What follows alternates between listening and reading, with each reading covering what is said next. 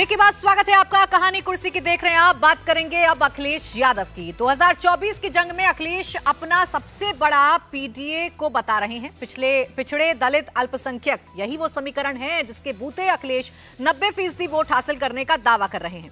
यानी अखिलेश की माने तो आने वाले लोकसभा चुनाव में एनडीए सिर्फ 10% वोट के इर्द गिर्द सिमट जाएगा। लेकिन अखिलेश जब पीडीए फॉर्मूले के जरिए 90% वोट पर दावा करते हैं तो वो ये नहीं बताते कि 2014 के लोकसभा चुनाव से लेकर हर चुनाव में उनको शिकस्त मिली है। तब भी तो पीडीए था, तब क्यों नहीं मिले छप्पड़ फाड़ कर वोट। योगी राम लहर की बात करते हुए राम नाम ही सत्य है बोलते हैं तो कितनी चल रही है देश में राम लहर, ये भी एक सवाल है। लेकिन फिलहाल अखिलेश का ये दावा जरूर चर्चाओं में है। अखिलेश एक तरफ ये दावा कर देते हैं कि बीजेपी बौखलाई हुई है, सभी सांसदों के टिकट कट जाएंगे। अखिलेश कहते हैं कि सिर्फ एक सांसद के अलावा सभी के टिकट कटेंगे क्योंकि बीजेपी जानती है कि उसने कोई काम नहीं किया है। तो अखिलेश ये भी दावा करते हैं कि उनके पीडीए में 90% वोट पड़ने जा रहे हैं। अखिलेश का फॉर्मूला ग्राउंड पर कितना प्रैक्टिकल है, यूपी में उनका बूथ कितना मजबूत है, आइए उसे भी देख लेते हैं। 2014 के लोकसभा चुनाव में समाजवादी पार्टी को सिर्फ 5 सीटें हासिल हुई और वोट मिला था 22%। वहीं इसी के बाद हुए 2017 के विधानसभा चुनाव में अखिलेश 47 सीट पर सिमट गए थे और वोट मिला था 21.82%। इसके बाद 2019 के लोकसभा चुनाव में समाजवादी पार्टी का हाल बुरा था। 5 सीटों के साथ उनका वोट परसेंट हो गया था 17.96%। वहीं 2022 के विधानसभा चुनाव में अखिलेश यादव की पार्टी को मिले थे 32% वोट और सीटें हो गई थी इनकी 111। यानी अखिलेश यादव को झटके पर झटके लग रहे हैं, लेकिन उसके बावजूद अखिलेश यादव का जो कॉन्फिडेंस है वो यूपी को लेकर बड़ा हाई नजर आता है। समीर जी, क्या वजह नजर आती है या अखिलेश यादव का क्या होगा? ये जो 90% वोट पड़ने का वो दावा कर रहे हैं, ऐसा तो देश में कहीं नहीं हुआ। ऐसा तो मुझे याद नहीं पड़ता कि एक ही संगठन को इतने सारे वोट मिल जाए। ये कितना संभव है अखिलेश के लिहाज से? देखिए, मुझे लगता है अखिलेश यादव सपनों में जी रहे हैं। जैसे कहते हैं ना, मुंगेरी लाल के हसीन सपने देख रहे हैं कि मैंने पीडीए बना लिया है तो पिछड़े दलित और अल्पसंख्यक मुझे वोट देने जाएंगे। अखिलेश यादव को 2014 का परिणाम देखना चाहिए, अखिलेश यादव को 2019 का परिणाम भी देखना चाहिए, अपना 2017 का और 2022 का, और उसके बाद जो अभी नगर निगम के चुनाव, नगरीय निकाय चुनाव थे, उसका परिणाम भी अखिलेश यादव को देखना चाहिए कि अखिलेश यादव का एक भी महापौर बनकर नहीं आ पाया जिस वो पीडीए की बात करते हैं। मुझे लग रहा है अखिलेश यादव को बहुत ज़्यादा भरोसा है कि इस बार अल्पसंख्यक और पिछड़े लोग उन्हें वोट देंगे, और यही शायद कारण रहा कि उन्होंने मायावती से गठबंधन करने से इनकार कर दिया और मायावती से गठबंधन करने की उन्होंने कोशिश नहीं की। अखिलेश यादव को लगता है कि इस बार भारतीय जनता पार्टी को वोट नहीं मिलेगा और उन्हें वोट मिलेगा। मुझे लगता है जमीनी स्तर की सच्चाई ये है कि भारतीय जनता पार्टी अखिलेश यादव और मायावती के 2019 में गठबंधन करने के बाद भी जिस तरीके से प्रदर्शन किया था, और कांग्रेस को सिर्फ 1 सीट मिली थी, अखिलेश यादव 5 सीट पे जीते थे और समाजवादी 10 सीटों पे जीती थी। मुझे लग रहा है जमीनी स्तर से अखिलेश यादव कटे हुए हैं। और आप देखिए जिस हिसाब से अखिलेश यादव ने अभी 16 सीटों की उम्मीदवार जारी कर दी है। हालांकि ठीक है, उसमें उन्होंने पिछड़े लोगों को लेने की कोशिश की, उन्होंने कुर्मी 4 लोगों को टिकट दिया, यादव समाज के 3 टिकट दे दिए, फिर शाक्य, खत्री और अलग लोगों को टिकट दिया है। अखिलेश यादव को इस बार ये लग रहा है कि मायावती बहुत कमजोर हो चुकी है। मायावती का विधानसभा में सिर्फ एक ही विधायक है, मायावती ने प्रचार अभियान नहीं किया, तो मायावती से जो जुड़ा वर्ग है वो अखिलेश यादव के साथ जुड़ जाएगा। लेकिन अखिलेश यादव ये भूल रहे हैं कि प्रधानमंत्री नरेंद्र मोदी की जो सबका साथ सबका विकास रहा है, पिछड़ों के लिए प्रधानमंत्री ने जो किया और लाभार्थी वर्ग के लिए किया है। आप देखिए, जब प्रधानमंत्री अभी अयोध्या गए थे उस समय 10 करोड़ लाभार्थी से प्रधानमंत्री मिलने मांझी से घर गए थे, और उन्होंने वहां पर उसको मकान पे जाकर चाय भी पी थी, उसके बाद उसे बिजली दी गई है। तो ये बताता है कि प्रधानमंत्री मोदी सारे लाभार्थियों से सीधा संवाद कर रहे हैं। और प्रधानमंत्री की जो योजना रही है उसके अंदर, चाहे प्रधानमंत्री आवास योजना रही हो, चाहे उसकी उज्ज्वला योजना रही हो, चाहे गरीबों के लिए लोन की सुविधा की रही हो, प्रधानमंत्री मोदी की योजनाओं ने सभी के लिए काम किया है। और जो 4 प्रधानमंत्री मोदी ने अपने लिए जातियाँ बताई है कि सिर्फ 4 जातियाँ, जिसमें गरीब है, युवा है, महिला है और किसान है, उन चारों वर्ग के लिए योगी ने भी उत्तर प्रदेश के अंदर किया और प्रधानमंत्री मोदी ने भी बहुत काम किया है। डबल इंजन की सरकार का ये जो काम रहा है, मुझे लगा इन चारों जातियों के अलावा हर वक्त प्रधानमंत्री मोदी को वोट दे रहा है। और इसी कारण 2019 के लोकसभा चुनाव में भारतीय जनता पार्टी को 49.95% का वोट मिला था। लगभग 50% उत्तर प्रदेश के अंदर भारतीय जनता पार्टी को वोट मिला है।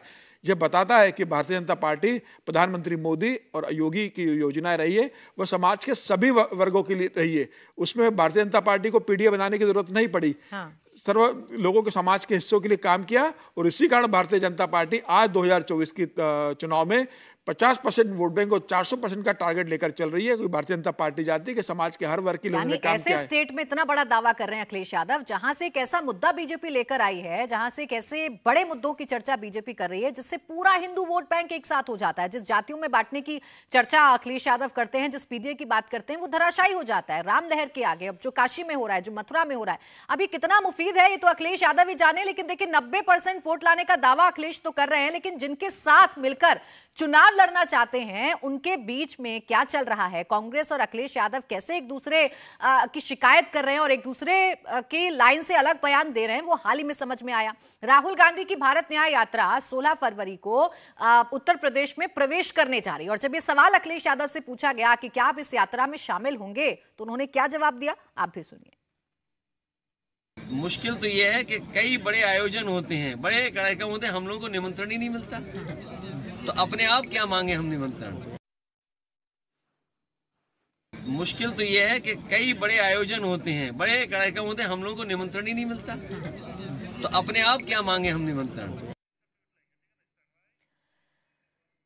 तो देखिए अखिलेश यादव पहले 11 सीटें ऑफर कर देते हैं कांग्रेस को, वो भी सोशल मीडिया पर होता है, सार्वजनिक तौर पर होता है, और कांग्रेस ये कह देती है कि अभी तो हमारी बात बनी नहीं है। अब न्याय यात्रा को लेकर भी सार्वजनिक तौर पर अखिलेश यादव दावा कर देते हैं और इसका जवाब ट्विटर पर आता है। अखिलेश के इस बयान का जवाब कांग्रेस नेता जयराम रमेश ने दिया। जयराम रमेश ने ट्वीट करके लिखा कि 16 फरवरी की दोपहर राहुल गांधी की भारत जोड़ो न्याय यात्रा यूपी में एंटर करेगी। यूपी में यात्रा का रूट मैप तैयार किया जा रहा है, जल्दी से इंडिया गठबंधन के घटक दलों के साथ साझा भी कर दिया जाएगा।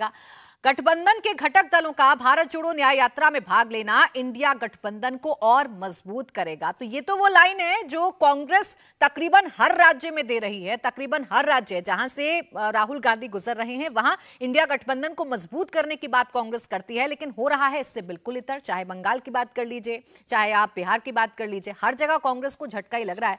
विजय लक्ष्मी का रुख कर लेती हूं। विजय लक्ष्मी, कांग्रेस और समाजवादी पार्टी के बीच में चल क्या रहा है? सबसे बड़ा राज्य है लोकसभा सीटों के लिहाज से, और यहीं पर आमने सामने ना बात करके ट्विटर खेलेंगे, सोशल मीडिया पर एक दूसरे से बात करेंगे, तो क्या मैसेज जाएगा वोटर्स को? देखिए प्राची, जहां तक बात उत्तर प्रदेश की है तो समाजवादी पार्टी कांग्रेस पार्टी को वो तमाम सीटें ऑफर करना चाहती है जो वो खुद नहीं जीत पाई है। लगभग 11 ऐसी सीटें हैं जो समाजवादी पार्टी दशकों से जिन पर नहीं जीती है। समाजवादी पार्टी चाहती है कि वो तमाम, इसमें से ज्यादातर अर्बन सीटें हैं और पश्चिमी उत्तर प्रदेश की उसमें से कुछ सीटें हैं, और इसके अलावा उन सीटों को समाजवादी पार्टी चाहती है कि कांग्रेस पार्टी ले और लड़ ले। इसके अलावा समाजवादी पार्टी ज्यादा से ज्यादा माइनॉरिटी जो डोमिनेटेड एरियाज हैं उन पर अपने कैंडिडेट्स उतारना चाहती है, लेकिन कांग्रेस पार्टी चाहती है कि जहां पर उसके प्रबल दावेदार हैं, मसलन फर्रुखाबाद की सीटें, हालांकि मुस्लिम आबादी वहां पर बहुत ज्यादा नहीं है, लेकिन उसके बावजूद सलमान खुर्शीद जो है वो कांग्रेस पार्टी से वहां से चुनाव लड़ते हैं। कांग्रेस पार्टी चाहती थी कि वो सीट जो है वो कांग्रेस पार्टी को दी जाए, लेकिन समाजवादी पार्टी ने यूनिलैटरल डिसीजन उस सीट पर कर लिया। इसके अलावा सहारनपुर है जहां से इमरान मसूद कांग्रेस पार्टी का एक बड़ा चेहरा है, समाजवादी पार्टी वहां से अपना उम्मीदवार उतारना चाहती है, लेकिन कांग्रेस पार्टी चाहती है कि सहारनपुर की सीट जो है वो कांग्रेस की दी जाए। बरेली है, वहां पर एरोन परिवार है, प्रदीप कुमार एरोन जो है वो कांग्रेस पार्टी से चुनाव जीते थे 2009 में, तो कांग्रेस पार्टी चाहती है कि बरेली, क्योंकि एक बहुत मुस्लिम बहुल सीटों की बात की जाए तो वो एक बेहद इंपॉर्टेंट सीट है, वो उसको दी जाए। मुरादाबाद है, ऐसी तमाम सीटें हैं जो कांग्रेस पार्टी चाहती है कि कांग्रेस को दी जाए।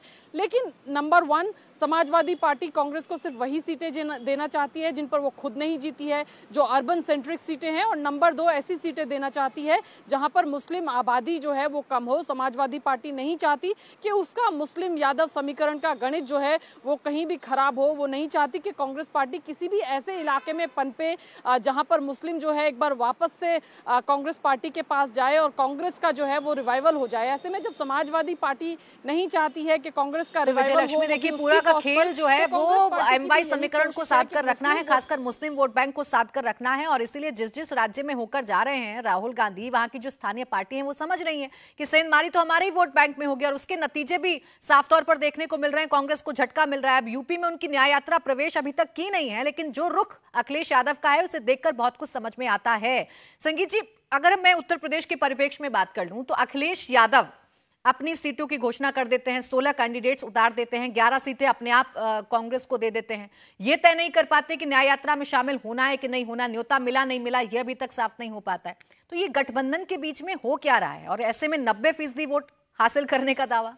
देखिए, अखिलेश यादव जब 90% वोटों की बात करते हैं तो अपना वो माखौल और अपनी ही हंसी उड़ा रहे होते हैं। इस समय राम लहर नहीं है, राम का नाम का जो है ना एक तूफान आंधी चल रही है। लहर तो थोड़ा सा ऊपर नीचे रहता है, लेकिन ये आंधी बह रही है और यकीन मानिए पूरा देश उसमें आप्लावित है। दूसरी बात, अखिलेश यादव अच्छी तरीके से जानते हैं, उन्होंने निर्णय ले लिया है। ममता बनर्जी को क्या आपको लगता था वो निर्णय नहीं ले चुकी थी? ममता बनर्जी निर्णय आज से बहुत पहले ले चुकी थी, इसलिए एक के बाद एक शर्त रखी थी, 5 दिन में 7 दिन में आप सीटों पर तालमेल फिक्स कीजिए, उसके बाद हम उसमें ज्वाइन करेंगे, नहीं तो नहीं करेंगे। उनको यह बात अच्छी तरीके से पता था कि ये सीटों का तालमेल उनके साथ नहीं होने जा रहा है। आपने देखा कि बिहार में हम मान लेते हैं कि तेजस्वी को, या बिहार में तो आने से पहले ही बिखर गया इंडिया गठबंधन, और तेजस्वी को के पूछताछ के कारण बड़े नेता उसमें सम्मिलित नहीं हुए। उनका प्रतिनिधि जाकर के एक सांसद जो है वो उस यात्रा में शामिल हुआ, लेकिन अन्य रास्तों में भी कोई बहुत बड़ा नेता वहाँ का आरजेडी का शामिल हुआ हो यात्रा में नहीं, क्योंकि कांग्रेस भी अच्छी तरीके से, यहाँ तक कि आरजेडी भी अच्छी तरीके से जानती है कि कांग्रेस को अभी दबा करके रखने में हमको फायदा है, और इंडिया नीतीश के निकल जाने के बाद और भी कांग्रेस पर वो दबाव बनाएगी बिहार के अंदर। उत्तर प्रदेश में अखिलेश यादव ने ये तय कर रखा है कि कांग्रेस को हम जितना दबा करके रखेंगे वो हमारे लिए ठीक होगा, और कांग्रेस अभी बहुत बैकफुट पर है। जिस बड़े एकाएक कांग्रेस में जो एकाएक जो उत्साह आ गया था, और आपने देखा होगा कि उस उत्साह का प्रतिफल जो है उनके पार्टी प्रवक्ताओं पर भी दिखना शुरू हुआ था।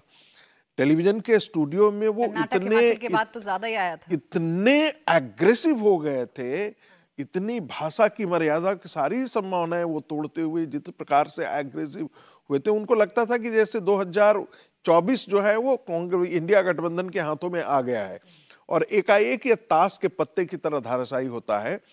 ऐसे में अखिलेश यादव एक के बाद एक शर्त रख रहे हैं। अखिलेश यादव का ये कहना कि हमें बिना आमंत्रण का हम कैसे यात्रा में चले जाएं, और फिर ये बात जो है वो ट्विटर से हो रही है। आप ऐसा तो है नहीं कि राहुल गांधी फोन करके नहीं करते हैं। देखिए, एक और बात का मैं जिक्र करना चाहता हूं जानबूझ करके आपके दर्शकों को, कि देखिए जो 32% का जो वोट आया था पिछले विधानसभा में, वो मूलतः इसलिए आया था क्योंकि जो मुस्लिम वोट बैंक था, जिसे आप माइनॉरिटी वोट बैंक कहते थे, वो कंसोलिडेटेड शिफ्ट किया था मायावती की पार्टी से अखिलेश की तरफ, क्योंकि मुसलमानों ने ये तय किया कि हमको भारतीय जनता पार्टी को हराना है। और आपने देखा होगा कि कई ऐसे बयान आने शुरू हो गए थे एक सप्ताह पहले कि आने दो अखिलेश यादव की सरकार, आने दो, हम दिखाते हैं तुम्हारा। थानों पर अटैक बढ़ गए थे, पुलिस अधिकारियों को गाली गलौज किया जाने लगा था एक खास समुदाय की तरफ से। तो वो जो वोट बैंक था वो पूरा शिफ्ट किया था, एक बड़ा मेजर चंक वोट बैंक जो है वो अखिलेश की तरफ शिफ्ट किया था। यही कारण है कि आपने देखा होगा कि विधानसभा में सीटों की संख्या जो है मायावती की कम होती है और अखिलेश यादव की सीटों की संख्या में एक बड़ी बढ़ोतरी होती है। ये चीजें जो हैं, अखिलेश यादव उस चीज को रिटेन करना चाहते हैं, और यही कारण है कि अखिलेश यादव के पास एक अपॉर्चुनिटी थी कि राम मंदिर के प्राण प्रतिष्ठा में वहां जाते, लेकिन वो नहीं जाए। बाकी अन्य पार्टियां भी उसी के लिए compete कर रही हैं। तो ये गलतफहमी वो मिटा दें कि ये जो पीडीए बन गया है उससे 90% वोट मिल गया है, तो भारतीय जनता पार्टी कोई झाल नहीं कूट रही है। अब देखिए लड़ाई किससे है संगीत जी उनकी, और सामने योगी जैसा सशक्त शासक है, योगी जैसे सशक्त मुख्यमंत्री हैं, वो क्या कह रहे हैं? टिप्पणी कर दूं, छोटी सी बस एक बयान उनका सुना दूं, फिर इस पर आप टिप्पणी कर दीजिएगा। अखिलेश यादव पीडीए समीकरण की बात कर रहे हैं, तो वहीं सीएम योगी मोदी राज में हुए बदलाव को जनता के बीच गिना रहे हैं, साथ ही अपराधियों को चेतावनी दे रहे हैं। योगी ने कहा कि अगर किसी ने बहन बेटी को छेड़ने की कोशिश की तो अगले चौराहे पर उसका राम नाम सत्य हो जाएगा। योगी के बयान के 24 घंटे के अंदर यूपी में पुलिस ने 2 जगह बदमाशों का एनकाउंटर कर दिखाया कि योगी कानून व्यवस्था को लेकर कितने गंभीर हैं। आपको सुनवाते हैं योगी ने बदमाशों के बारे में क्या कहा। और अगर किसी ने बदमाशी करने का प्रयास किया, किसी बेटी को छेड़ने का प्रयास किया, किसी की इज्जत पे हाथ डालने का प्रयास किया या कहीं चोरी डकैती करने का प्रयास किया, तो अगले चौराहे पे जाते जाते पुलिस उसको स्वयं दबोच देगी, भाग नहीं पाएगा, वो भाग नहीं पाएगा। एक जगह से सब कुछ वहीं से उसको पता ही नहीं लगेगा, लेकिन अगले चौराहे पर इससे पहले कि कुछ हो तब तक राम नाम सत्य है की बात सामने आ जाएगी। तो कैसे अधिकारियों को निर्देश दिए जा रहे हैं, कैसे कानून व्यवस्था को दुरुस्त किया जाना है, कैसे बुलडोजर गरज रहा है, वो तो हम यूपी में देख रहे हैं। छोटी सी टिप्पणी संगीत जी इस पर कर दीजिए, फिर समीर जी आपसे समझूंगी। देखिए, योगी राज में तो इतना तो है कि ऑर्गेनाइज्ड क्राइम जो है वो लगभग खत्म हो गया है। ठीक है, छोटी मोटी घटनाएं होती रहती हैं, लेकिन इसमें कोई दो राय नहीं है कि कानून व्यवस्था में आमूल चूल परिवर्तन आया है। एक प्रशासन में भी एक कॉन्फिडेंस आया है, लोगों में कॉन्फिडेंस आया है कि हम रात में घूम सकते हैं, निर्बाध हम कहीं रात में आ जा सकते हैं, हम किसी को डर नहीं है। मैं तो अयोध्या के सड़कों पर देखा महिलाएं जो हैं वो किस प्रकार से घूम रही हैं, लखनऊ में मैंने देखा। तो ये चीज़ें वो ऐसे नहीं कह रहे हैं, एक रिकॉर्ड है उन्हें। मैं एक चीज जो टिप्पणी करना चाहता था, समाजवादी पार्टी के नेता से मैंने एक व्यंग करना चाहा। मैंने कहा कि एक काम करो, लखनऊ से टिकट लेकर के लड़ने की कोशिश करो। उसने जो बताया व्यक्तिगत बातचीत में, कहा यार इस समय हम अपनी जो संपत्ति है ना, हम गंवाना नहीं चाहेंगे।